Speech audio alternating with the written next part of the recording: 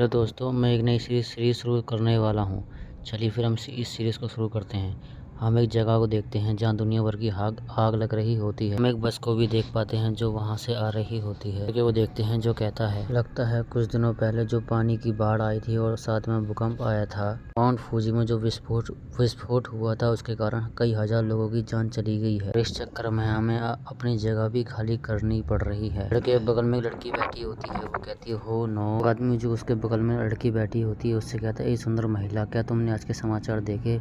जो बेलमोट गोदाम है उसके अंदर कई सारा खाने का सामान ले जाया गया है। क्या बगल में एक आदमी बैठा होता है, वो चिढ़ रहा होता है और कहता है, ये पुरानी खबर हो गई है। चेंग में डोगोमिक झील सूख गई है और दारेंगोंग गोदाम भी खाली हो चुका है। और वही पहला वाला आदमी कहता, नहीं ये दूसरी खबर में था। हम अपने हीरो को देखते हैं जो मस्त बैठा हुआ होता है और कहता है, आपूर्ति की हानि और विभिन्न आपदाएं केवल सतह ही है और अपनी आंखें खोलो और देखो, दुनिया का अंत आ चुका है। तो पहले वाला लड़का दोबारा बोलता है, अरे यार तुम क्यों मजाक कर रहे हो? अगर ऐसा है तो मैं अपनी मौत का इंतजार करूंगा, ठीक है? हीरो सोचता है, वो भी थोड़े से गुस्से में। सभी जिंदा प्राणी एक समान। विश्व के अंत के बाद सभी जीवित प्राणी के लिए यहाँ कमजोर दिल वाले का कोई भी जीवन नहीं। मैंने व्यक्तिगत रूप से इसका अनुभव किया है। पिछले जीवन में मैं एक साधारण सा इंसान था, सर्वनाश आ गया था। ऊर्जा की असामान्य रिहाई के कारण वायुमंडल का तापमान तेजी से बढ़ गया था और भूकंपों की हलचल बार बार होने लगी। जो राक्षस जमीन के अंदर छुप रखे थे वो भी बाहर निकल के आ गए थे। ये पूरी दुनिया बदल गई थी। नई दुनिया और नई व्यवस्था। आपूर्ति की कमी के उस दुनिया में भले ही ये स्टेट नूडल के एक पैकेट के लिए क्यों ना, और तुम्हें सब कुछ त्यागना ही होगा। उस सर्वनाश से पहले एक महीने पहले मेरा पुनर्जन्म हो गया है। लड़की सीधी हमारे हीरो के जाकर चिपक जाती है और कहती है, यंग मैन, अभी जो तुमने कहा मुझे उससे बहुत ज्यादा डर लग रहा है। हीरो उससे हाथ छुड़ाता है और आप बस से नीचे उतर जाता है और कहता है, आई एम सॉरी, मुझे और भी काम है। हमारा हीरो एक जगह आके खड़ा हो जाता है और कहता है, दुनिया खत्म होने में सबसे महत्वपूर्ण है क्या? हीरो एक जगह के पास आया होता है और कहता है, सब स्वाभाविक रूप से यही आपूर्ति है। हमारा हीरो एक जैकेट को उतारता है, पिछला जीवन मैंने अपना खाना ढूंढने में ही बर्बाद कर दिया था। हीरो उस ऑफिस की ड्रेस पहन लेता है और अंदर जा रहा होता है। एक आदमी मिलता है, वो कहता है, तुम 21 सेकंड लेट है, इसीलिए तुम्हारी आधे दिन की तनख्वाह काट ली जाएगी, ठीक है? और हमारा हीरो कहता है, सॉरी। जीवन में जो सर्वनाश आया था तो वैसे पहले ही भाग गया, मेरा बेसिक वेतन डूब गया, ये मेरी आपूर्ति के लिए मुआवजा था। हीरो चल रहा होता है और उसके पैर के नीचे एक बिजली ऐसी रोशनी सी आ रही होती है और हमारा हीरो कहता है, लो अब इन सबको मैं अपने अंदर ले लेता हूँ। हमारा हीरो एक मैजिक करता है और पता नहीं आसपास की चीजें एकदम सुकून लग जाती हैं। हीरो कहता है, अंतरिक्ष उधेड़ना। एक सिस्टम का मैसेज आता है, उसमें लिखा हुआ होता है, पावर और खाना पकाने का तेल और मांस भी है और स्वचालित रूप से भंडार सारा का सारा हमारे हीरो के स्पेस में जा रहा होता है। हमारा हीरो हाथ फैला के खड़ा होता है और कहता है, इस शक्ति की स्थानीय क्षमता है, तो मैं इस स्थानीय क्षमता को उजागर करता हूँ। अपने आसपास की हर चीज को अपनी इच्छा के अनुसार चौड़ाई और ऊंचाई की 10,000 मीटर की नामों के साथ एक बहुत बड़ा गहन स्थान रखा जा सकता है। हीरो बबल में कुछ चीज देख रहा होता है और उन बबलों में मछली होती है और कहता है, जो डॉलर के साथ आपूर्ति खरीदने के लिए बहुत सुविधा प्रदान करता है। हमारा हीरो जब उन जिंदा मछलियों को पानी के बुलबुलों में देखता है तो कहता है, सर्वनाश की दुनिया में भोजन की बात तो छोड़ ही दो, और जो इंस्टेंट नूडल होता है वो भी मिल जाए तो बहुत बड़ी बात है। हमारा हीरो एकदम से रोने लग जाता है और कहता है, कम से कम मुझे पिछले जीवन की तरह इस जीवन में मिट्टी तो नहीं खानी पड़ेगी। फिर हमारे हीरो के पास एक सिस्टम विंडो खुल जाती है, उसमें लिखा हो, आपके पास चावल 210 बैग हैं, पकाने वाला तेल आपके पास 152 बोतल पड़ा है, बस दुनिया भर की सब्जी और फल पड़े हैं जो 310 केजी के बराबर है, पास 210 मिलर वाटर की बोतल है, सुविधाजनक भोजन 375 बैग है, पास मसाले 95 बैग हैं, अंडक के पाए आपके पास 186 बोतल है, आपके पास टॉयलेट पेपर 20 बैग हैं। हीरो इन सब चीजों को देखता है और कहता है, अब इतनी सारी आपूर्ति इकट्ठी करने के बाद अब कम से कम सांस में तो सांस आई। कुछ बंदे अंदर आ रहे होते हैं और वो कहते हैं, चलो मेरे साथ अंदर आओ और सामान बाहर ले जाने में थोड़ी सी मेरी मदद करो। और जैसे ही वो लोग अंदर आते हैं एकदम से चौंक जाते हैं, देखते हैं पूरा का पूरा खाली होता है, एकदम सपाचट। मुझसे एक इंसान चिल्ला कर कहता है, इसकी माँ का। और फिर वो बीच वाला आदमी हमारे हीरो पर गुस्सा करते हुए कहता है, पता है यहाँ से ये सब कहाँ चला गया? जल्दी बता, मैं तुझसे ये बात पूछ रहा हूँ। हमारा हीरो अपने सिस्टम को गायब कर देता है और थोड़े से लटके झटके दिखा रहा होता है और कहता है यार तुम थोड़ा देर से आए क्योंकि वो सब तो मैं ले चुका हूँ। तो ये पार्ट यहीं खत्म होता है। अब हम अगले पार्ट में मिलेंगे। Bye bye. प्लीज मुझे कमेंट करके बताना इसका अगला पार्ट लाऊं या नहीं, ठीक है। मोटा आदमी कहता है सालों कुत्तों कभी ना जाकर उसे पकड़ो और वो बच के भागना नहीं चाहिए। हीरो एक पोर्टल खोल के बाहर निकल रहा होता है और कहता है ठीक है आ जाओ पकड़ लो, मैं यहाँ वैसे भी नहीं रुकने वाला। फिर ये दोनों चूतिया कहते हैं वो कहाँ चला गया, वो मिलने ही रहा है। हमारा हीरो उस पोर्टल से दूसरी जगह निकल आता है और एकदम परफेक्ट लैंडिंग करता है। ये मेरी दूसरी पावर है जिससे मैं अंतरिक्ष की छलांग कर सकता हूँ, वही 3 मीटर के अंदर अंदर। इस पावर से तो मैं बिल्डिंगों में भी आर पार जा सकता हूँ और तो और मैं सप्लाई भी खो सकता हूँ, फूड भी खो सकता हूँ, यानी वो हर चीज़ कर सकता हूँ। और तो और जब मैं म्यूटेंट्स बीस्ट के पास जाऊँगा तो कम से कम उनके सामने ही मेरी ये जान तो बचाएगी। बिना पैसे का सारा काम पूरा हो गया। चलो अब बढ़िया है, अब यहाँ से चलते हैं। हमारे हीरो के फ़ोन में किसी का मैसेज आता है और हमारा हीरो कहता है क्या ये जानता भी है कि अंत आ रहा है। हमारा हीरो अपना फ़ोन देखता है जो बज रहा होता है अपने हीरो की गर्लफ्रेंड है और उसका नाम आप खुद पढ़ लो, मैं नहीं बोलने वाला। और हमारा हीरो कहता है, हमारे हीरो की गर्लफ्रेंड बोलती है ये बताओ तुमने अपना घर गिरवी क्यों रख दिया, अब तेरा और मेरा रिश्ता ख़त्म, आज से तू मेरा कोई भी नहीं है, समझ गया ना। हमारे हीरो की गर्लफ्रेंड यहाँ किसी और के साथ मज़े ले रही थी और कहती है तुम एक पुरुष हो और तुम्हें अपनी जिम्मेदारी याद होनी चाहिए, लेकिन मुझे तुम्हारे घर की कुछ भी नहीं पड़ी है। फिर मैं एक औरत हूँ, अगर आपके पास घर ही नहीं है तो मैं आपके साथ नहीं रह सकती।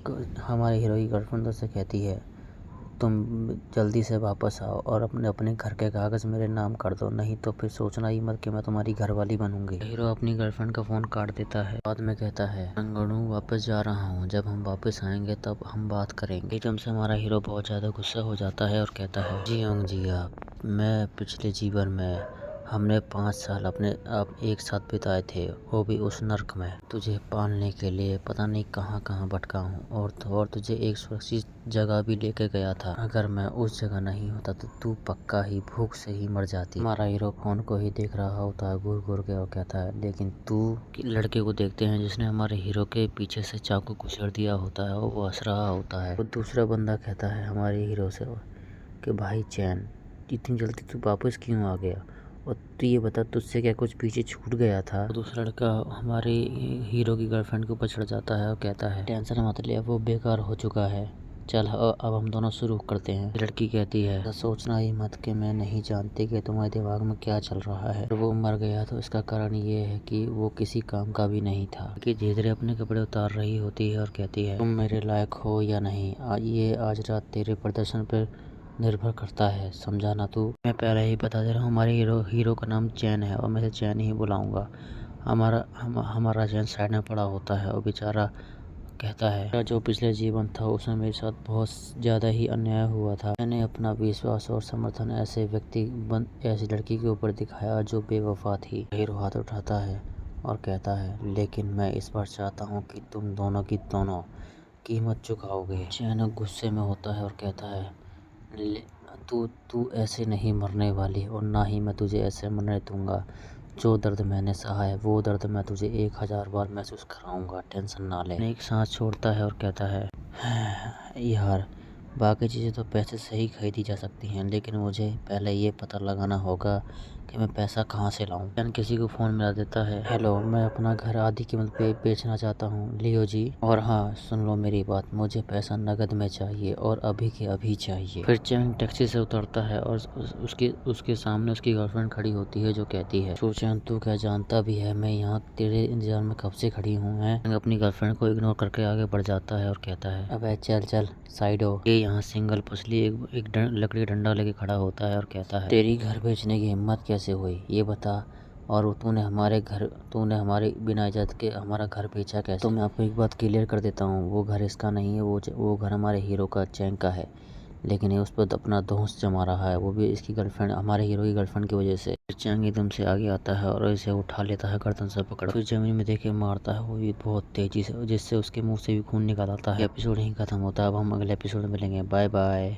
हम चैन को देखते हैं जो अपनी टेबल पर बैठा होता है और कहता है 7 लाख का घर, 6 लाख का ब्याज और 5 लाख का खाना, और हाँ पैसे को इधर उधर ज़्यादा खर्च नहीं करना है क्योंकि ये सब साले ऐसे ही उड़ जाएंगे, क्योंकि 8 लाख कुछ ज़्यादा नहीं होते हैं। हंस रहा होता है और अपने फ़ोन में कुछ चेक करते हुए कहता है, मैं ऑनलाइन लोन नहीं लेता हूँ तो ये सब कुछ बर्बाद हो जाएगा वैसे भी। चैन फिर दुनिया भर की सेल्फी ले रहा होता है। फिर धड़ चैन ने दुनिया भर की सेल्फी ली, यहाँ तक कि उसने 30 सेल्फी ली और कम से कम 30,000 का लोन तक ले लिया। ये बहुत अच्छा हुआ, मैं कम से कम 9,17,000 का लोन लेने में तो कामयाब हो गया। मेरे पास बर्बाद करने के लिए कोई टाइम ही नहीं है। चलो कुछ ना कुछ खरीदते हैं जाकर। बर्फ बनाने की मशीन भी लेनी है और तो और मुझे बर्फ़ का धुआं बनाने वाला वो मशीन भी चाहिए, क्योंकि ज़रूरत पड़ने वाली है आगे। अगर कभी ज़्यादा गर्मी पड़ जाए या ठंड पड़ जाए तो मैं इस चीज़ से राहत पा सकता हूँ, और वो भी इन मशीनों के ऊपर निर्भर करता है। तो आप धुआं रहित कंपनी से बोल रहे हैं। 2,50,000 पानी की टैंक की ज़रूरत है और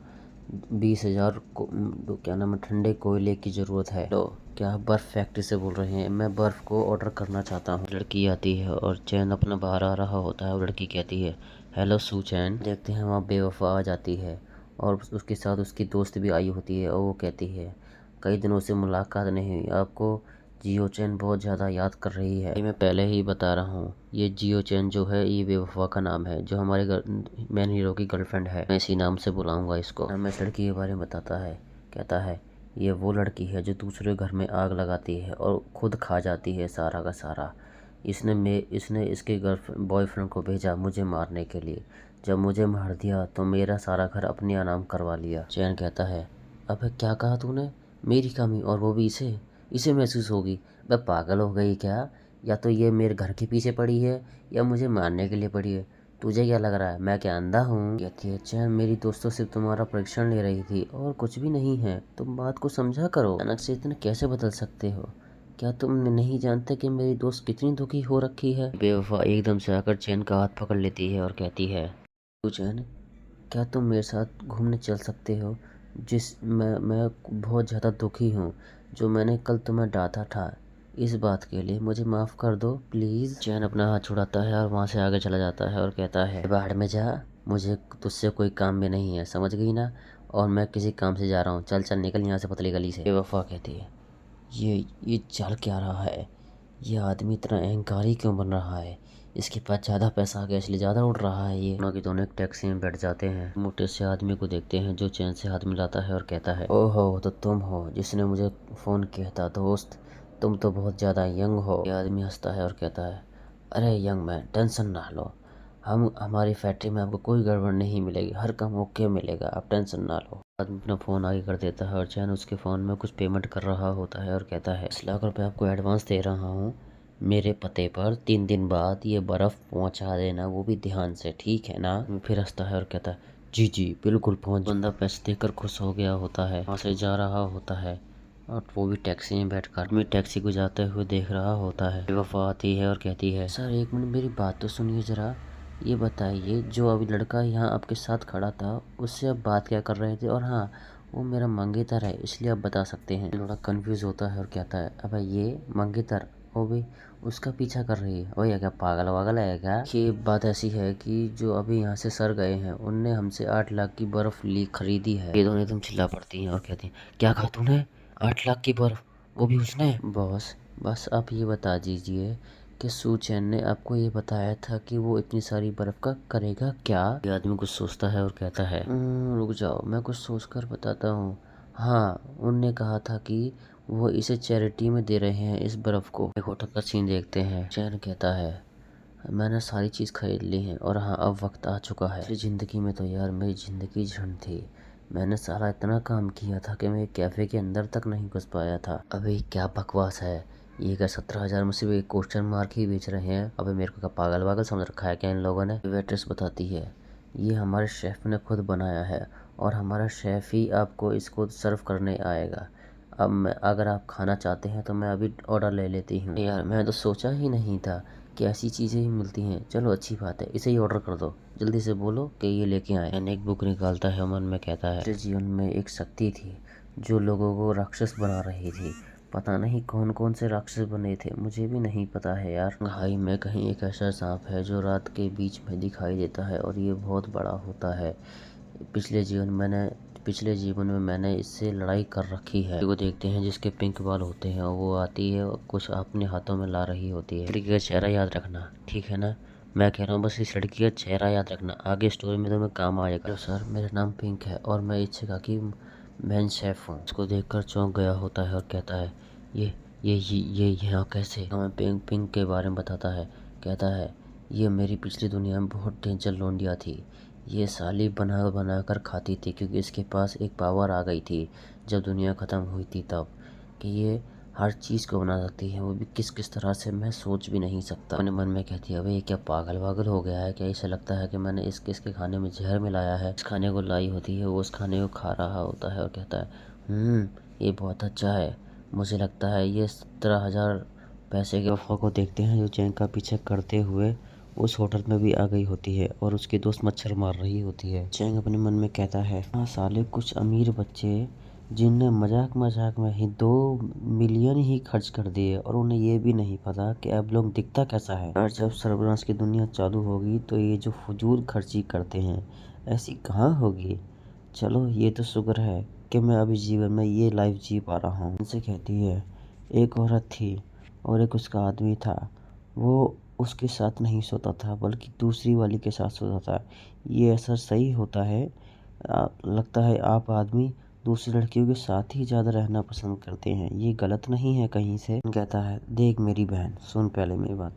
हर इंसान जिस्म का भूखा नहीं होता और हर लड़की किसी की लड़के के पैसे के पीछे नहीं होती, इसीलिए दोनों मैटर करते हैं, समझी ना? कोई अपनी जगह पर सही होता है, कोई अपनी जगह पे गलत होता है। किरण सारी की सारी दारू पी जाती है और चैंग कहता है, अबे बेबड़ी है क्या इतनी, एक झटके में दारू पी रही है? कि टेबल पर ग्लास देकर मारती है और कहती है, और डाल इसमें। कि सीधा चैंग के ऊपर आके चिपक जाती है और कहती है, अब तुम्हारा क्या इरादा है? चलिए फिर शुरू करते हैं, ठीक है ना? बेवफा चैंग को देखती है वो लड़के के साथ तो एकदम चौंक जाती है और घबरा जाती है। चैंग इधर पूरे फुल टू फुल मजे ले रहा होता है और उस लड़के से कहता है, हाँ मेरी जाने मन, बिल्कुल क्यों नहीं, बस तू मेरे साथ कमरे में चल। चैंग उस लड़की को अपने साथ अपने कमरे में ले जा रहा होता है, वो भी खूब तेज भागते हुए और कहता है, जल्दी चल, मेरे पे कंट्रोल नहीं हो रहा है। एकदम से वो चैंग और वो लड़की एक कमरे में घुस जाते हैं। लड़की कहती है, सर मेरा ये पहली बार, थोड़ा आराम से कीजिएगा, ठीक है ना? उसकी ऐसी बातें सुनकर उस लड़की के माथे पर फ्लिक मारता है और कहता है, क्या तू पागल वागल है या न, तुझे दारू का नशा ज्यादा हो गया है?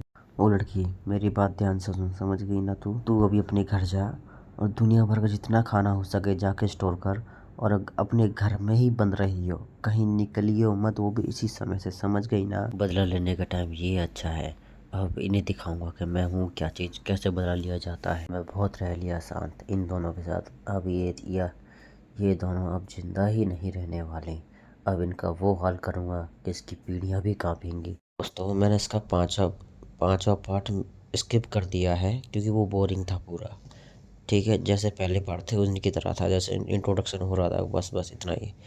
इसलिए मैं छठे पार्ट पर आया हूँ। आपसे यहाँ से वीडियो शुरू करते हैं, ठीक है? हम पिंकी को देखते हैं जो अपने एक बंदे के साथ आई होती है और वो बंदा कह रहा होता है, रवि जी जैसा आपने कहा था मैं पिंकी को ले आया। फिर पिंकी कहती है, मुझे बहुत हैरानी हो रही है कि आप जैसा आदमी मुझसे बात भी करना चाहता है। ये साला अधगंजा मोटा भद्दा आदमी, साले इसी का नाम रवि है। और ये कहता है पिंकी से, मेरी तो खुद किस्मती है कि मैं आपसे आज मिल सका। चलो आ जाओ, एक एक पैक लगाते हैं। जब उस दारू के गिलास को देखती है तो समझ जाती है कि इसमें इनकी गोली मिली हुई है और अपने मन में कहती है, ये साला बुढ़ा मुझे लगता है काम करवा के ही मानेगा, चल पे गुड्डे। मैं यहाँ चैन को देखते हैं जो अपने रूम में मस्त दारू पी रहा होता है और कहता है, मैं पिछले जीवन में एक बंदे के साथ तहखाने में छुप गया था और जो ये गर्मी पड़ने वाली है अभी, इस गर्मी से मैं बार बार बच गया था वही मरने से। मैं ये उम्मीद भी नहीं की थी कि मैं उसे यहाँ छोड़ दूंगा, लेकिन लगता है वो मेरे पीछे पीछे आ ही गई है। छोड़ो, ये उसके साथ पुराना हिसाब किताब चुकाने का वक्त आ गया है। अब मैं सिर्फ देखकर मजा लूंगा कि इनका होता क्या हाल है। लाइए वसूली वाला और उसका भाई एकदम लड़ रहे होते हैं, वो भी इतने नंगे होके स्विमिंग पूल में जाने के लिए। जैसे ये दोनों भी आ जाती हैं और कहती हैं, आज गर्मी बहुत ज़्यादा हो रही है। बीच में आ जाता है और उसका हाथ पकड़ लेता है और कहता है, हाँ तुम इतनी हॉट जो हो इसलिए गर्मी होगी नहीं इतनी। हम चैन को देखते हैं जो खिड़की पर खड़ा होकर सिर्फ चांद को देख रहा होता है, वो भी इतना लाल हो गया होता है जैसे कि उसके नीचे किसी ने आग जला दी हो। और फिर चैन कहता है, चलो अब देखेंगे कि कौन कौन बचेगा। थैंक यू चांद जी। मुझे आपका प्यार देखना है कि कितना ज्यादा आप प्यार देते हो। दारू का गिलास उठाकर ऊपर चीयर्स करता है और कहता है, हेलो, अब ये दुनिया बहुत जल्द खत्म होने वाली है। आपका स्वागत है इस सर्वनाश की दुनिया में। फिर चांद एकदम से लाल हो जाता है, वो भी जलते हुए सरिये की तरह। फिर एकदम से इन चारों को बहुत तेज गर्मी लगती है, इतनी कि इन पर रुका भी नहीं जाता है। तीनों की तीनों अपनी ऐसी धोती पकड़ के भागते हैं जैसे कि इनकी गोटी मुंह में आ गए हो, क्योंकि गोटी नहीं होते, सॉरी। देखो सूअर की टिट्टी का बाल इतना तेज भाग रहा है, वो भी अपनी गर्लफ्रेंड को छोड़ते, इसके पीछे साला ही मर रहा था। भग चुकी है। फिर ये लोग उन तीनों को देखते हैं जो एकदम भागते हुए और आ रहे होते हैं और कहते हैं, अबे ये भाग के क्यों आ रहे हैं, वो भी इतनी तेज से। एकदम से तीनों बिल्कुल एंट्री लेते हैं, वो भी सुपर हीरो की तरह, जैसे कि इन्हें टट्टी लगी हो। चाहे जल बुझ गए होते हैं, फिर अंदर आके कह रहे होते हैं, हम जल गए, बहुत गर्म है। फिर इधर उधर कुछ ढूंढ रहे होते हैं और एकदम से पानी में जाके घुस जाते हैं, वो फिश टैंक में। लेटने के लिए झगड़ा कर रहे होते हैं और ये चूतिया कह रहा होता है, ठंडक मिल गई। चूतिया को देखो बाद में आता था कि इसका कोई भाई भी है, तब चिल्लाता है, मेरा भाई कहाँ है, उसे बचाओ जाके। का भाई बेचारा आता है जल बुझ कर, वो भी फोड़े लेकर, जैसे कि किसी ने अंगूर फेंक के मारे हो, इतने मोटे मोटे फोड़े। अब उसका हाल तो देख साले, बेचारा मर्द की गुहार लगा रहा होता है। उसकी शक्ल तो कुत्ते जैसी भी कम नहीं रही बेचारे की, कि अपने मन में कुछ कहती है। जो इस पिंकी के बगल में खड़ा है, मैं इसका नाम चूतिया रख रहा हूँ, ठीक है। फिर हमारी पिंकी कहती है, इस चूतिए ने अब खुद को आगे बढ़ाने के लिए मुझको बेचने की सोची। साले मेरे ऊपर चढ़ के जाएगा, मैं तेरे को दिखाऊंगी। कि अपने मन में कहती है, ये साला रवि का बच्चा पता नहीं कितनी लड़कियों के साथ खेल चुका है और ये आज मेरे साथ भी खेलना चाहता है। मैं इसकी बत्ती से गुल कर दूंगी। इलाज को देखकर कुछ सोच रही होती है, कुत्ता कमीना रवि का बच्चा, ये अधगंजा आदमी, इसने जरूर कुछ न कुछ इस दारू में मिलाया है, मैं इसे नहीं पीने वाली। पिंकी के पीछे एकदम से सूरज गर्मी फेंकने लग जाता है, वो भी बहुत टाइट की। और ये दोनों चूती में छुप रहे होते हैं और पिंकी बड़े आराम से खड़ी होती है, पर्दा पकड़ती है और बंद कर देती है। लोग चमन चूतिया पिंकी को टुकुर टुकुर देख रहे होते हैं। इस परेशान आत्मा को देखते हैं, जिसपे बेचारा एक आदमी आगे हाथ लगा देता है और बेचारा कांप जाता है, चिल्ला रहा होता है, कहता है, हट हट, हाथ मत लगा साले, दुख रहा है। टूरम कहता है, लोग चिंता क्यों कर रहे हो, मेरा ड्राइवर पार्किंग में खड़ा है, मैं उसे फ़ोन करूँगा, वो अभी के अभी यहाँ आएगा, वो हमें ले जाएगा। जब वो चमन चूतिया इसको फ़ोन लगाया होता है, ये फ़ोन पे बात कर रहा होता है, अपनी कार पार्किंग में से ले जा रहा होता है, वो भी ऊपर के लिए। जैसे ही इसकी कार पार्किंग से बाहर आती है, इसकी आंखों में बहुत तेज रोशनी पड़ती है, वो भी धूप की, इतनी तेज कि कुछ पूछो ना। यही होती है कि बेचारे का टायर ही फट जाता है, वो भी गाड़ी का। एकदम से चारों गाड़ी के टायर फट जाते हैं फटफट बोलकर। ये अपनी कार से बाहर निकलता है, चूतिया कहीं का।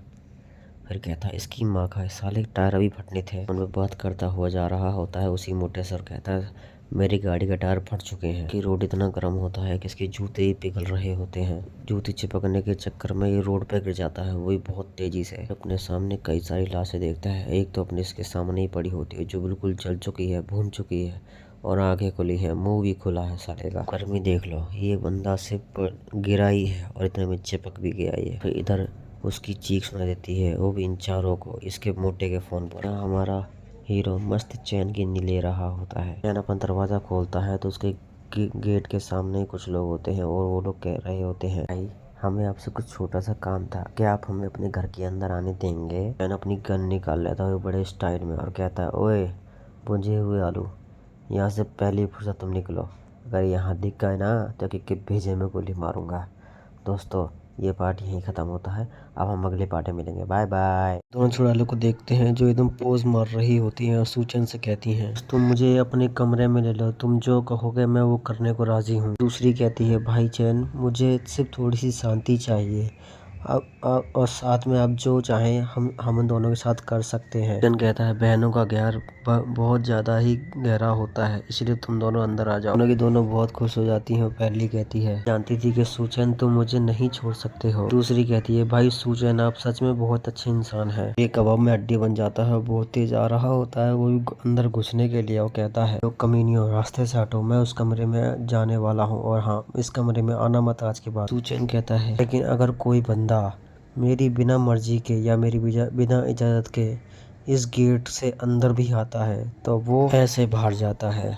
और फिर हम देखते हैं सूचन ने एक बैट दे के मारा होता है थोबड़े पे, उसे बॉल बना दिया होता है। फिर ये चमन चूतिया अपने साथ इन दोनों को ही बाहर ले जाता है। मेरी गर्लफ्रेंड कहती है, अरे कुत्ते कमीने, तूने हमें भी बाहर करवा दी है, तेरी तो। तीनों से कहता है, ओए अब तीनों के तीनों मेरी बात सुनो, अब यहाँ से पहले फुर्सत में निकलो। और हम लोग एक कैमरे के साथ मशीन गन भी देखते हैं। वहाँ पर मिलिट्री टैंक आ रहे होते हैं और कोई कहता है देखो वो क्या बचाने के लिए आए हैं हमें। कोई और कहता है देखो इसके मोटे मोटे टायर हैं और ये पूरी की पूरी स्टील से बनी हुई है, पक्का ये बचाव दल होना चाहिए। तो ये बहुत अच्छा होगा कि वो हम लोगों को बचाने तो आए। ट्रक में से एक बंदा निकलता है, वो कहता है सब लोग पीछे हटो, रास्ता बनाओ, क्या यहाँ लीजियो छाऊबान है। उनमें से एक बंदा निकलता है, वो कहता है हाँ मैं हूँ। गार्ड दोबारा कहते हैं हम लोग यहाँ बचाव दल से हैं, जल्दी करो और इंसुलेट सूट पहन दो, यहाँ से हमारे साथ चलो। सब लोग यहाँ शांत हो जाओ, अधिकारियों ने पहले ही बचाव दल शुरू कर दिया है। इससे बड़ा दिन आधी रात का होता है। आज रात तक सिलिकॉन वैली तक पहुँच जाओ, वहीं पर एक बेस हैगा बचाव दल का। ये खुशखबरी सुन के पीछे पब्लिक खुश हो रही होती है। मोटा आता है भागता हुआ और चिल्ला कर कहता है मुझे 1 अरब दूंगा, मुझे जल्दी से जल्दी ये सिलिकॉन सूट दे दे। सोल्जर्स मोटे का हाथ पकड़ के ऐंठ देता है और कहता है सुन बे मोटे मेरी बात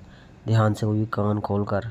ये जो बंदे जिस बंदे को हम ले जा रहे हैं ये एक विशेषज्ञ है और ये हमारे लिए बहुत ज़रूरी है। अगर तूने काम में टांग अड़ाई ना तो तेरी मैं हाथ और टांग दोनों तोड़ दूंगा, समझा ना मोटे। वो आती है और उस गार्ड को रोकती है और कहती है रुक जाओ, मेरी बात सुनो, ऊपर की मंजिल पे एक कातिल रहता है। पब्लिक भी हाँ कर देती है। वाला सोल्जर कहता है पहले वाले सोल्जर से तुम मेरी बात सुनो, तुम कोई उल्टी सीधी हरकतें मत करो, बस हमें यहाँ जिस काम के लिए भेजा है वो काम करते हैं और चलते हैं। अपना ध्यान रख लूँगा, आप ये इंसुलेट सूट ले जाएं और जब मैं आपके पास आऊँगा तब मुझे ये दे देना, ठीक है ना। गन लेकर दूसरी मंजिल पर जा रहा होता है। देखो ये सबसे दुनिया की सबसे बड़ी चमन चूतिया ये सोच रही है कि इसने सूचैन को फंसा दिया, लेकिन ये खुद फंसेगी। सोल्जर आता है और सूचैन के गेट घर के अंदर स्मोक ग्रेनेड फेंक देता है। सूचैन वापिस ही वो स्मोक ग्रेनेड बाहर फेंक देता है और ये घबरा जाता है। स्मोक ग्रेनेड फट जाता है। उस स्मोक ग्रेनेड में से धुआं निकल रहा होता है और ये खांस रहा होता है। सूचैन उसके पीछे आ जाता है, वो भी डंडा लेकर उसकी खोपड़ी में दे के मारता है। फिर सूचैन इसका सामान चेक कर रहा होता है और कहता है तो तू कैप्टन है, अब तू जब जगी गया है तो कुछ बात करते हैं। फौजी कहता है, वो भी कुर्सी से बंधा हुआ होता है। यहाँ तो कंडीशनर भी है और तो और बर्फ के टुकड़े भी हैं। भाई आप हो कौन, तुमको ये बंदूक और स्मोक ग्रेनेड कहाँ से मिल गया। चैन कहता है अरे ये सब तो मैंने खुद इकट्ठा किया है और हाँ मैं कुछ यात्रा करने गया था तो मैंने कुछ वहाँ से भी जमा कर लिया था। ये बंदा कहता है क्या तुम मुझे जान से मार दोगे। फिर सूचन कहता है अगर तुम मुझ पर विश्वास नहीं कर सकता तो तुम मरेगा। क्या सरकार ने सचमुच में इंसानों को बचाने के लिए कोई दल बनाया है और तुमने कहा कि इन सबको सुबह सुबह उस जगह जाना होगा। ये बंदा दोबारा कहता है को इसके बारे में कैसे पता है। बताता है भाई ये बता तूने क्या मैं पागल समझ रखा है या कुछ और। अबे यहाँ से वो रास्ता तू क्या सोच रहा है 10 मिनट में पहुँच जाएंगे। अबे साले इतनी धूप पड़ती है कि बंदा बेहोश हो जाए और मंगलवार वाले दिन तो कुछ बंदे यहाँ से गए भी थे, वो आधे रास्ते में बेहोश हो गए थे, समझा ना। फौजी दोबारा कहता है कोई और रास्ता ही नहीं है, पहले से ही सारे के सारे बैकअप सब चीज़ फुल हो रखी है। ऑर्डर मिलते हैं वो हम इनसे ही वो सारे ऑर्डर पूरे करते हैं। मोटे कोट या कोई मोटा कपड़ा अगर हो तो उसी से आप सभी लोग बच सकते हैं, अगर जब तक वो नीचे नहीं घिसड़ता है तब तक। और हाँ अगर आप बेहोश हो गए तो वो आपकी गलती है, मेरी नहीं। आता है उसके कंधे पर हाथ रखता है और कहता है क्या तू सच कह रहा है। हाँ मैं बिल्कुल सच कह रहा हूँ। उसकी खोपड़ी पे पीछे से गन लगा देता है। फौजी कहता है तुम 1 मिनट रुक जाओ, क्या मैं तुमसे मोटे कपड़ों के कुछ बारे में बात कर सकता हूँ। बेकी फेकी का इस्तेमाल करूंगा और मैं बैकअप के लिए तुमको फोन नहीं करने वाला। उस फौजी की रस्सी काट देता है। फौजी को सूचन गन पॉइंट पर रख लेता है। सूचन कहता है मैं आप जैसे लोगों का सम्मान करता हूँ, ठीक है ना, इसीलिए मैं तुझे आज छोड़ रहा हूँ, वो भी जिंदा। अगर तूने दोबारा ये गलती करी तो मैं तेरी खोपड़ी में सीधी गोली मारूंगा, समझा ना तू। फौजी कहता है क्या तुम्हें डर नहीं है कि मैं अगर यहाँ से आज़ाद हो गया तो मैं अपनी टीम को बुला लूँगा। तरफ इशारा करता है और कहता है मैं डरूँ और वो भी मैं, जरा ऊपर देख वो है क्या। और मशीन गन लटक रही होती है। फिर सूचन कहता है तुझसे कहा था ना जब मैं टहलने निकला था तो मुझे ये मिल गया था। ये मशीन एक बार चालू हो गई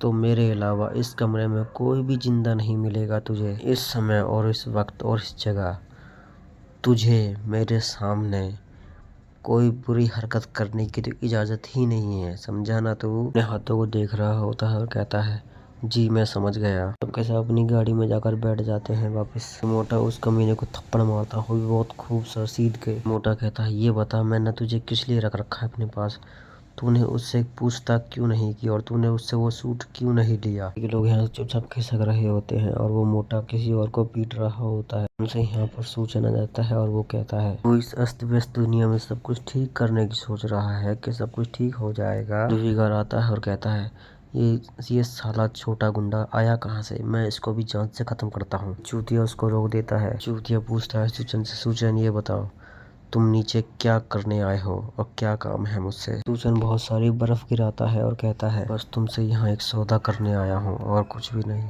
ठीक है ना। नहीं खत्म होता है, अब हम अगले एपिसोड में मिलेंगे, बाय बाय। मिस जुल्फिकार को देखते हैं जो चिल्लाकर सूचन से कहता है भाई इसके पास बर्फ के टुकड़े हैं और इसके कमरे में पता नहीं क्या क्या होगा, क्यों ना हम इसे मार कर इसका कमरा छीन लेते हैं। इसकी गर्दन पर गन रख देता है और वो बेचारा हाथ ऊपर करके खड़ा हो जाता है। ये गन कनपट्टी पे लगी तो साले की सारी बोलती बंद हो गई। चमन चूतिया कहता है चल मेरे दोस्त चलो, उसको तो छोड़ ही दो, उस तो साले को कचरे में डालो, चलो हम सौदा करते हैं आपस में। दोनों इधर बर्फ का मजा ले रहे होते हैं वो भी उसको खाकर। 3 दिन बाद मुझे ऐसी कोई चीज मिली है जिससे कि मेरा मन अच्छा हुआ हो, पवित्र हुआ हो, ठंडक हुआ हो।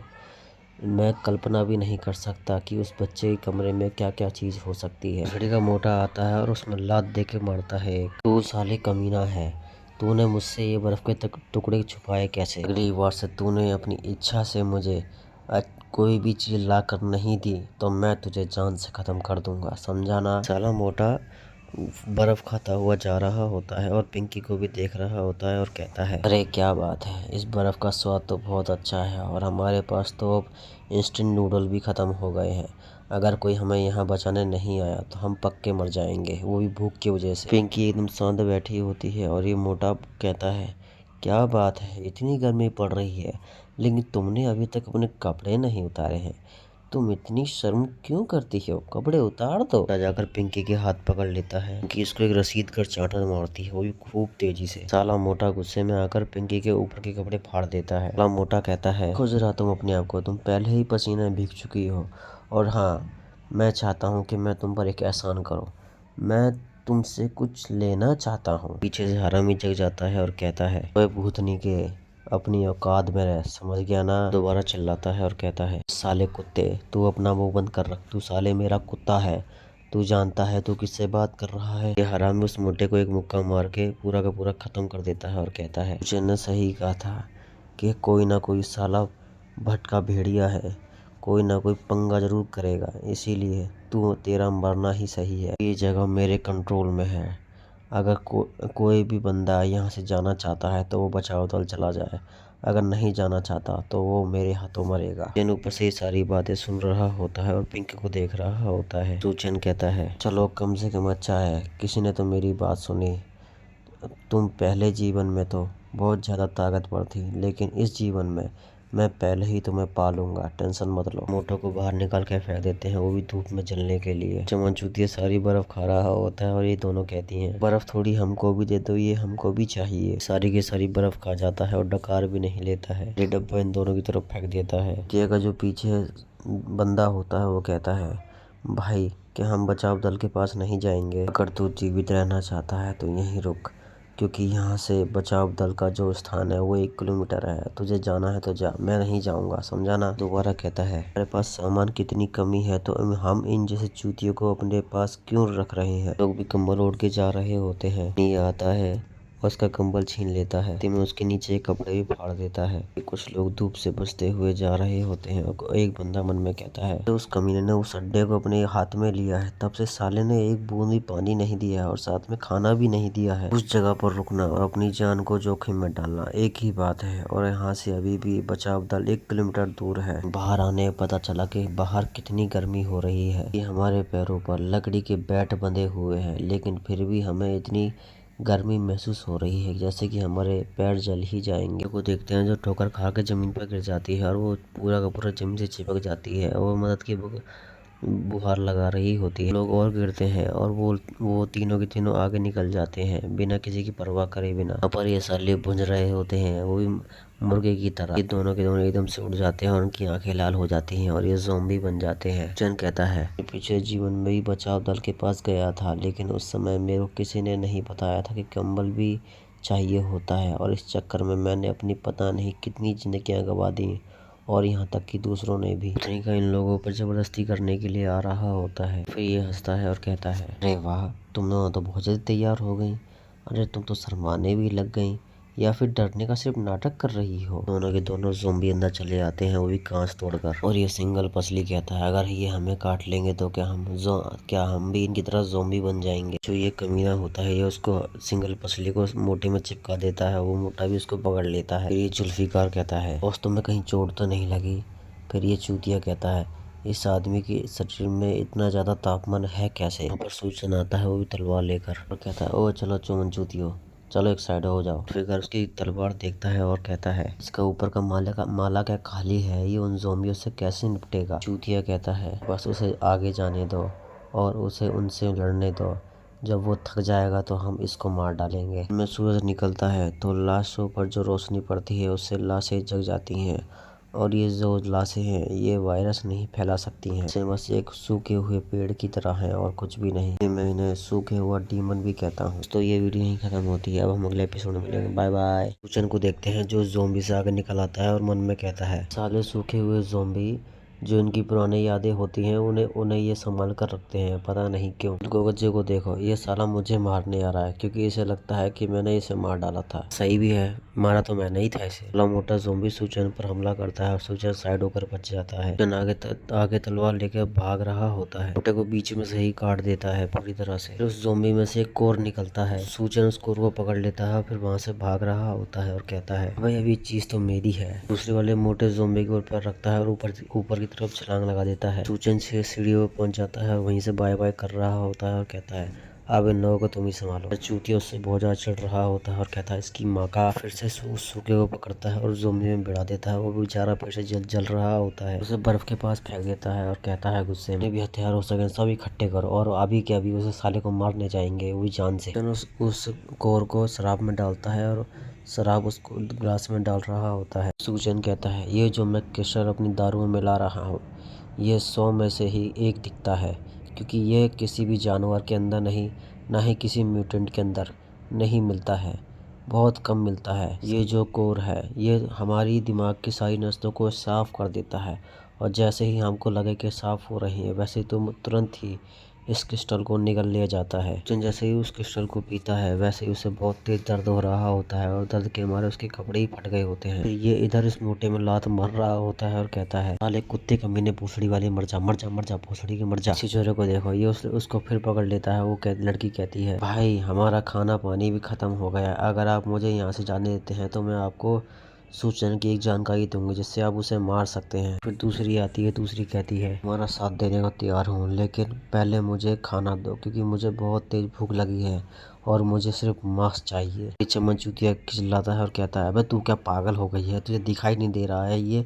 जो फ्रिज में मांस रखा हुआ था पहले ही खराब हो चुका है, अब तुझे मैं मांस कहाँ से ला कर दूँ। तो उसकी बात सुनता है और कहता है, ओए लड़की, क्या तू मांस खाना चाहती है। उसे एक चाकू पकड़ाता है और उसके साथी जाकर उस लड़की को पकड़ लेते हैं, दूसरी वाली को, और कहता है, ये तुझ पर है लड़की कि तू मांस खाना चाहती है या नहीं, अब तू फैसला कर। वो लेकर आगे बढ़ रही होती है, उसकी दोस्त चिल्ला रही होती है, चुड़ैल तू क्या बहरी हो गई है, तुझे मेरी बात सुनाई नहीं दे रही, जब मैं कह रही हूँ कि हम दोनों बहन हैं तो तू कैसे कर सकती है, तू मेरा मांस कैसे खा सकती है, तू क्या अंधी हो चुकी है पूरी तरह से। आती है और कहती है, ये बता मैं तुझे इतनी पागल दिख रही हूँ कि मैं तुझे छोड़ दूं, और तू क्या बोल रही है कि हम बहने हैं, तुझे कहाँ से लगा कि हम बहने हैं बे। पेट में चाकू मार देती है, यानी उसका पेट खोल देती है और कहती है, तो मेरे को दोस्त मत देना, समझी ना तू। दोनों उसको देखकर थोड़ा सा हैरान हो गए होते हैं और इधर कहते हैं, ये क्या दिमाग सटकी हुई थी जो उसने उसे मार दिया वही मांस के लिए। पेट खोलकर वहीं खड़ी हुई होती है और लंबी लंबी सांसें ले रही होती है, बहुत गंदी शक्ल बना के हंस रही होती है और कहती है, मेरा बस एक बार पेट भर जाने दे, तू जिंदा ही नहीं रहेगा, उसके बाद फिर मैं तेरे पास खुद आऊँगी तेरे को ख़त्म करने के लिए। सुन मेरी बात, ओ जुल्फ़िकार, तू जाके उसे मांस दे और उसे मांस खाने दे और इसे आगे बढ़ने दे उसे मारने के लिए। जब वो मर जाएगा तभी हमें थोड़ा सा राहत मिलेगी। लेकिन भाई पानी कहाँ है? वह पानी की चिंता मत कर, समझा ना। और हाँ, अगर तूने ये मांस नहीं खाया और या हमने नहीं खाया तो हम भी इंसानों की तरह बन जाएंगे, समझा ना तू। सूचर को देखते हैं जो अपने घर में लैंड करता है आकर। साला भी नंगा होता है और कहता है, आह क्या बात है, क्या फीलिंग है, ये क्या पावर है, मुझे ऐसी पावर कभी महसूस ही नहीं हुई। ये कहाँ थी पावर। सूचन एक मुक्का मार के वो बर्फ की सिल्ली तोड़ देता है। पिंकी उस सूचन के दरवाजे के बाहर खड़ी होती है कि अपने मन में कहती है, नीचे सब लोग ही पागल हो गए हैं। मेरे पास सिर्फ एक यही जगह बची है जहाँ मैं रह सकती हूँ, जहाँ मैं अपना ध्यान कर सकती हूँ, और कोई जगह भी नहीं है मेरे लिए। सामने एकदम सूचन गेट खोल कर आ जाता है, वो भी नंगा, और कहता है, नीचे सब कुछ ठीक तो है ना। जब सूचन घोड़ा देखती है तो बेचारी थोड़ी सी घबरा जाती है और शर्मा भी रही होती है कि समझ जाओ सूचना कुछ ज्यादा ही बड़ा है, तभी घबरा रही है देखकर। पिंकी को अंदर बुला लेता है, खांसता है और कहता है, देखो मेरे पास वैसे ही खाने पीने की कमी है, अब और तुम सोच रही हो कि तुम्हारी सुंदरता पे मैं मर कर तुम्हें अंदर बुलाऊंगा, तो ये सोचना ही मत, और ना ही मैं तुम्हें रखने वाला। मैं पहले ही बता रहा हूँ, ये मन में कह रहा है, ठीक है। मेरा पिछला जीवन था, उसमें ये पिंकी बहुत ज़्यादा मजबूत इरादे वाली औरत थी, लेकिन इस जीवन में मैंने इसे अपने काबू में करने की कोशिश की, लेकिन ये नहीं आई।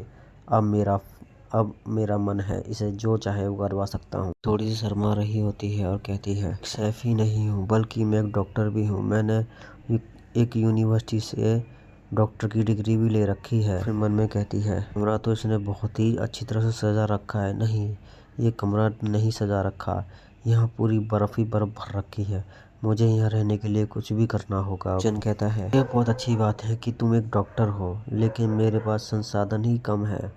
मुझे खुद नहीं पता कि हम दोनों कल तक जिंदा रह भी पाएंगे या नहीं। कहती है, कुछ भी करने को तैयार हूँ, बस आप मुझे अपने घर से बाहर मत निकालिए। जन हंसता है और कहता है, ओहो, जब तुमने क्या ही दिया है तो क्यों न एक बार फिर से विचार करो। मैं अब अपना घर बनाने वाला हूँ। कहती है, अब इसकी तो मैंने क्या बोल दिया, लगता है मैं कुछ ज़्यादा ही जल्दबाजी में बोल गई। वूचन कहता है, तुमको एक बात बताना चाहता हूँ, मेरे सामान से हाथ बिल्कुल ही मत लगाना, ठीक है ना।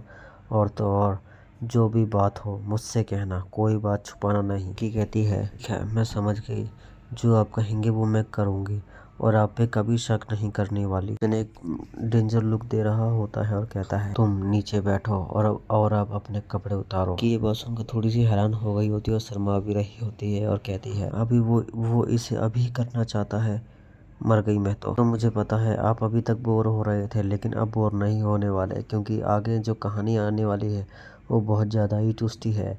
तो अब मज़ा आएगा कहानी। अब हम अगले एपिसोड में मिलेंगे। Bye bye. को देखते हैं जो नहा रही होती है और फिर कहती है, यहाँ पर मुझे पानी, बिजली, भोजन और नहाने तक की परमिशन है, और तो और मुझे इस बात का भी डर नहीं है कि मुझे कोई मार कर खा सकता है। डर क्यों, क्यों मजे आ गए ना ये सीन देख के। अभी तो और भी ये सीन है, देखते जाओ आगे आगे। कहता है, इसके बाद मैं तुम्हें खाने के लिए कुछ और दूंगा। नज़ारा देख लो सालो, नज़ारा ठरकियो, देख लो क्या मस्त नज़ारा है। पूछन के सामने बैठी होती है, वो भी ठरकी वाली नज़रों से। मैं तुमसे एक बात पूछना चाहता हूँ सबसे, ये बताओ, अगर तुमको ऐसी पटाखा मिलती तो तुम क्या करते? मेरे को जरूर बताना, ठीक है ना, कोई छुपाएगा नहीं बात को। पिंकी को नहाते हुए अपने फोन में देख रहा होता है, एकदम से मुस्कुरा रहा होता है और कहता है, तुम्हारे ऊपर नजर नहीं रख रहा हूँ मैं बस ये देख रहा हूँ कि कहीं तुम कुछ लफड़ा तो नहीं करने वाली अंदर। लफड़ा कह रहा है वह कि यहाँ किसकी, साला ये खुद मजे ले रहा है उसको देख देख कर। देखो अब निकली पटाखा, वो भी नर्स की ड्रेस में। अब बताओ सालो, किस किस को मजा आया इसको देख कर। मैं इसीलिए कह रहा था आगे के एपिसोड जरूर देखना, मजा पक्का आएगा। आप जल्दी जल्दी बताओ और किसको मज़ा आया, और कमेंट में मेरे को जल्दी बताना। कहते ये हो तुम्हारे पास तो तुम क्या करते। इनकी शर्मा रही होती है और कहती है, सूजन ये कपड़ा बहुत ज़्यादा ही छोटा है। देखो ठरकियों का बाप सूजन कहता है, ये नहीं ये छोटा कपड़ा नहीं है, तुम्हें पूरी तरह से फिट आ गया है। और इस चूतिया को भी देखो, ये कहती है, सच में क्या, सच में मेरे को फिट आ गया है? जल्दी से जल्दी आंखें सेक लो, देख लो डिजाइन पीछे का, समझ गए ना। और मेरे को कमेंट करके जरूर बताना, कि मैं तुम सबके कमेंट पढ़ूंगा कि क्या होता है क्या नहीं। सूचना गेट पर आके गेट खटखटा रहा होता है और कहता है, जल्दी से बाहर आओ और हमारी मदद करो, हम में से कोई एक की हालत बहुत ज़्यादा ख़राब है, जल्दी बाहर आओ। मौजूदिया डीमन बन गया होता है और कहता है सूचन से, सूचन तू अगर जल्दी से बाहर नहीं आया तो मैं पक्का ही दरवाज़ा तोड़ दूंगा, देख लियो। पिंकी थोड़ी घबरा जाती है और कहती है, सूचन मेरी बात सुनो, हम दरवाज़ा नहीं खोल सकते हैं, क्योंकि उनने पहले ही एक इंसान को खा लिया है।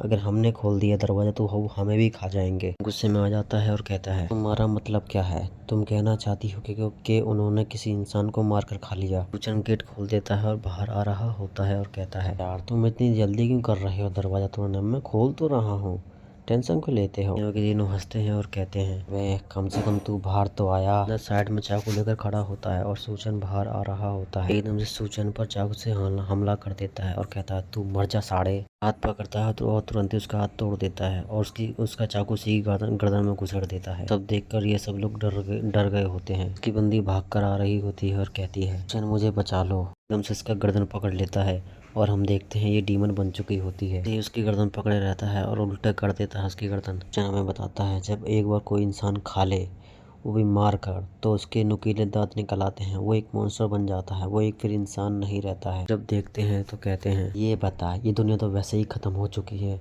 तो हम अब इंसान रहें या मॉन्स्टर, इससे क्या फ़र्क पड़ने वाला है। और हमारी भूख तो भूख है, अब हम इंसान को ही खाएंगे मारकर, तू दिक्कत मत ले। ये अपना बहुत बड़ा मुंह खोलती है और जीभ बाहर निकालती है और कहती है, इंसानी मांस बहुत ज़्यादा स्वादिष्ट होता है।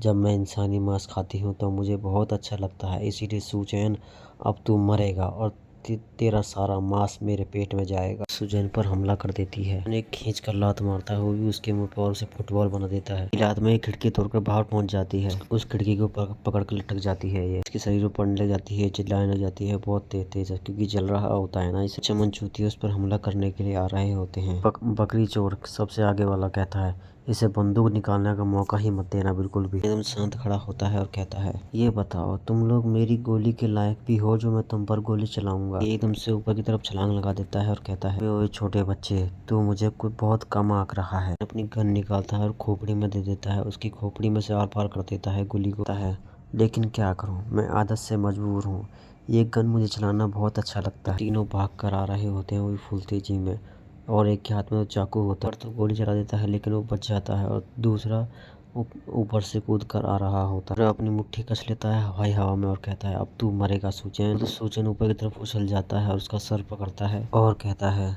तो क्या तेरी बात अब खत्म हुई भी या नहीं। और फिर उसका सर जमीन में देकर मारता है, वो भी बहुत तेज। चाकू वाला आता है, गर्दन पर हमला करता है लेकिन सूचैन उसका हाथ पकड़ लेता है, ऐसे चाकू छीनकर दूसरी ही गर्दन काट देता है। तीसरा गुस्से में आ रहा होता है और कहता है, अब तू मरेगा सूचैन। सूचैन इसकी गर्दन पकड़ता है और उसका दीवार में घुसेड़ देता है। छिपकली वापस आ जाती है, वो भी जलती हुई मॉन्स्टर बनकर। छिपकली की तरफ देखता है और कहता है, अरे अरे अरे अरे देखो, छिपकली वापिस आ गई। फिर ये बहुत ज्यादा गुस्से में होती है और सूचैन को देखकर कहता है, अरे वाह क्या बात है, ये तो अपग्रेड हो गई। लगता है इसको बहुत ज़्यादा गुस्सा है वही मुझ पर। इधर इसकी गर्दन तोड़ देता है, तोड़ने के बाद उसको छोड़ देता है और अपना लाल कलर का ऑरा रिलीज कर रहा होता है। एकदम से बहुत तेज चिल्लाती है और यहाँ हमारा एपिसोड खत्म होता है। अब हम अगले एपिसोड में मिलेंगे, बाय बाय। देखते हैं जो कमरे से बाहर आ गई होती है और कहती है, सच में बहुत ज़्यादा ताकतवर है, उसने सबको ही एक बार में ख़त्म कर दिया। इस मॉन्स्टर की सिर्फ प्रेजेंस से ही मुझे बहुत ज़्यादा डर लग रहा है। उसका कोई मदद करने का तरीका ज़रूर ढूंढना होगा। अगर सूचन के साथ मैं रहना चाहती हूँ तो मैं उसके ऊपर बोझ नहीं बनना चाहती। सूचन को आवाज़ लगाती है और सूचन उसकी तरफ देखता है। देखते हैं जो हंटर लेके खड़ी होती है और कहती है, तुम्हारी मदद कर सकती हूँ उस मॉन्स्टर को ख़त्म करने में। सूचन कहता है, तुम मेरी मदद करना चाहते हो? डरना और छिपना ये बात तो अच्छी नहीं है। लेकिन कि हंटर को देखती है और कहती है, अगर आप मुझे ऐसे ही देखते रहेंगे तो मेरा ध्यान भटक सकता है। तो मुझे ये बताओ किस किस को ऐसी गर्लफ्रेंड चाहिए, और हाँ ये जरूर बताना है सेक्सी लग रही है नहीं लग रही है, को भी कमेंट बॉक्स में। दोबारा देखते हैं, ये दोबारा से चिल्लाने लग जाती है, सूचन पर हमला कर देती है। चक्कर में सूचन के आधे कपड़े फट गए होते हैं। जब से तेरे पास सुपर पावर आई तब से तू कुछ ज्यादा ही डर हो गई है। आज मैं दिखाता हूँ तुझे डर होता क्या है। पीछे से हमला करने वाली होती है, एकदम से उसके कंधे पर काट लेती है लेकिन उसके काटने पर कोई भी असर नहीं हुआ होता। ये थोड़ी कंफ्यूज हो जाती है। फिर सूचन कहता है, मुझे नहीं काट सकती हो क्योंकि जो तुम्हारे नुकीले दांत हैं वो सिर्फ दिखावे के लिए हैं।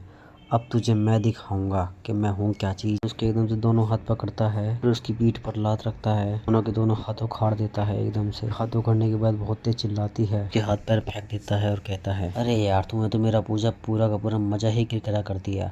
मैंने तो सोचा तुझे धीरे धीरे एकदम तड़पा के मारूंगा, लेकिन अब तुझे एक बार में ही खत्म करना पड़ेगा मुझको। ये इसकी बॉडी को उठाती है, वो भी अपनी पूंछ से की बॉडी को पूरा का पूरा खा जाती है, अपना मुंह फाड़ कर। हाथ दोबारा से रीजनरेट हो जाते हैं। देखता है उसने के रीजनरेट कर लिए अपने हाथ, तो थोड़ा चौंक जाता है। ऐसा लगता है तू अपने कटे हुए अंगों को दोबारा से रीजनरेट कर सकती है ना? क्यों मैंने सही कहा ना? देख कर थोड़ी शौक होती है और कहती है, ये कैसे हो सकता है, ये अपने हाथ पर उगा कैसे सकती है? सोचने के ये वाला सी दे रहा होता है और कहता है तेरे हाथ पैर दोबारा उग सकते हैं तो इसका मतलब है तू नहीं मर सकती इतनी जल्दी। क्यों मैंने सही कहा ना? पाया ना मेरे पास अच्छा मौका, अब मैं तेरे को इतनी बार टुकड़ों में करूँगा, तू खुद बोलेगी मारने के लिए मुझको। दोबारा से बहुत जोर से चिल्लाती है। आता है, उसके कंधे पर हाथ रखता है और उसका हाथ पकड़ लेता है। एक हाथ उखाड़ देता है, वहीं पर पास में आता है और कहता है अब तेरे दूसरे हाथ की बारी है। का दूसरा हाथ भी उखाड़ देता है। उसी टाइम सूचन उसके सर पर पैर रखता है और बहुत जोर जोर की हंस रहा होता है। अपने हाथ पैर तोड़वाने के बाद चुपचाप पड़ी होती है वो भी जमीन पर। ये देखकर बहुत ज्यादा हंस रहा होता है कि उसके हाथ पैर दोबारा से उग रहे हैं। फिर दोबारा से उसके हाथ पैर उखड़ने लग जाता है और साथ में उसकी पूंछ भी चिट्टी पिट्टी गुल हो गई होती है, क्योंकि इसके हाथ पैर उखड़ रहे हैं ना, इस वजह से सूचन दोबारा से उसके हाथ पैर और पूंछ उखड़ देता है और कहता है 8वां राउंड है। लगता है